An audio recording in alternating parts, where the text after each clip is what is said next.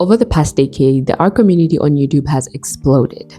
And that's a good thing. More art, more inspiration, and more education. But it has also created a breeding ground for product marketing. Art hauls have become a completely different genre on YouTube, a whole video dedicated to unboxings and reviewing the latest products. Copic markers, Ohuhu markers, watercolor markers, Artex markers, sketchbooks, pencils, pens. It has become inspiration for must-have products for you to get started on your art journey. Even though these videos are inspirational and entertaining, they're also marketing, and brands know this. In this previous video that I made where I talked about how TikTok has ruined coloring and turned art into an addiction, a lot of you in the comments brought up the issue of YouTube also doing the same thing. And I think with YouTube, it's a little bit different. With YouTube, we tend to have a softer spot for YouTubers because we tend to build a more stronger parasocial relationship with them. And to be honest, YouTube has really helped a lot of artists learn and grow, and so that shouldn't be taken for granted. As someone who has learned through YouTube, I can definitely say that this is a problem that also appears on the channel, and that's why I'm making this video today. So today we're going to be talking about how YouTube has turned art into a luxury. And before we get into the video, there are just a couple things that I just wanted to get out of the way. So the first thing is I want to say thank you to you guys for all the support and all the engagement that you guys have been giving to my videos. Okay, I was like literally at like I think 500 subscribers last week, and now I'm at like 1.7 subscribers at the moment, almost at 2,000 subscribers, which is even insane to think about. So I just want to say thank you to you guys so much, and I really appreciate everything, and I really appreciate the time that you take to watch my videos. And I also wanted to say that from now on, my videos will take a much more commentary approach and less of a reaction approach, especially when I'm talking about other content creators, because the last video I made about journaling got a copyright strike, and I'm just trying to avoid getting more strikes. And I realized that this is a problem that a lot of reaction channels face. I just want to protect myself in the future from all of these strikes and claims. So because I was naive, to be honest, I was very naive, because every time I uploaded a video and then it had like a claim or anything like that, I would usually take it out before I published the video so that it doesn't have any, issues. But it still doesn't keep you safe, because someone can literally strike your channel at any moment. And so I just want to use less of other people's content in my channel and make it as original as I can. I hope you guys love this format as well, but I'll try to make it as entertaining and as, more informative as I can. So that said, let's get into the video.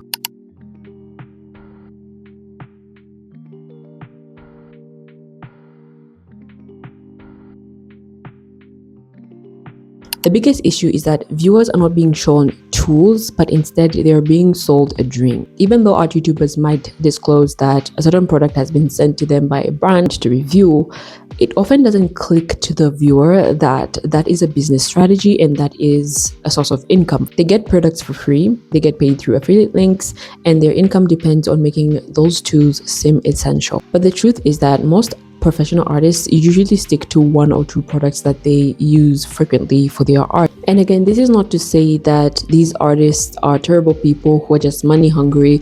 The truth is that it's actually really not the easiest thing for artists to make income off of their art. And when a company comes to you and says, we have these products I would like for you to try out and market out to your audience, to you, you think, oh, okay, I'm giving my audience an option, or I'm introducing them to this product that they might need or might want to use.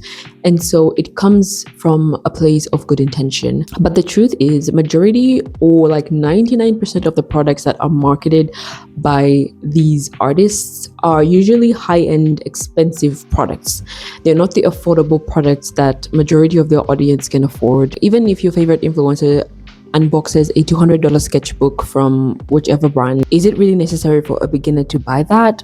No, it's not. There are much more cheaper $2 books, $3 sketchbooks that have really thick paper, really good quality that you can get started with and use. I think a good way for beginners to maybe try and figure out which art supplies to buy is to watch videos where cheaper products are compared to more expensive products. I think it gives you a better perspective or a more clear picture of how the products are going to act and how they're going to behave, from someone who has more experience. You're able to see that majority of the times the professional, more like expensive products are not really necessary, and you can easily get started with the cheaper products because they're not that bad. I think it's really important for us to understand that with channels that show their processes or give tutorials, they have a lot of influence on how someone is going to perceive themselves as they get started on their art journey, and what exactly they think they need to get started on their art journey. And even though the YouTuber might say, oh, you don't need these to get started, they haven't really given them a different alternative or recommended an alternative for them to use,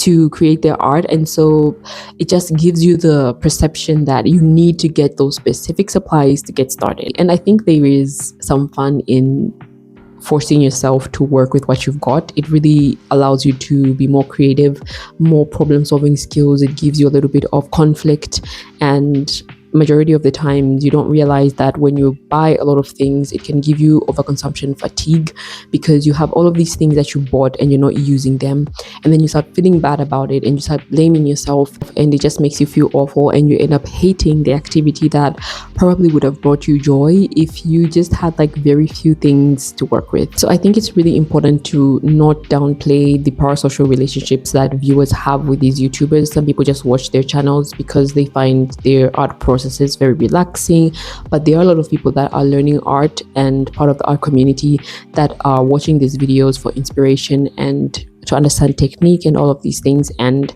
if they're seeing that these YouTubers only use expensive high-end products, it gives them the illusion that they also need to get the expensive high-end products, when that is not the case.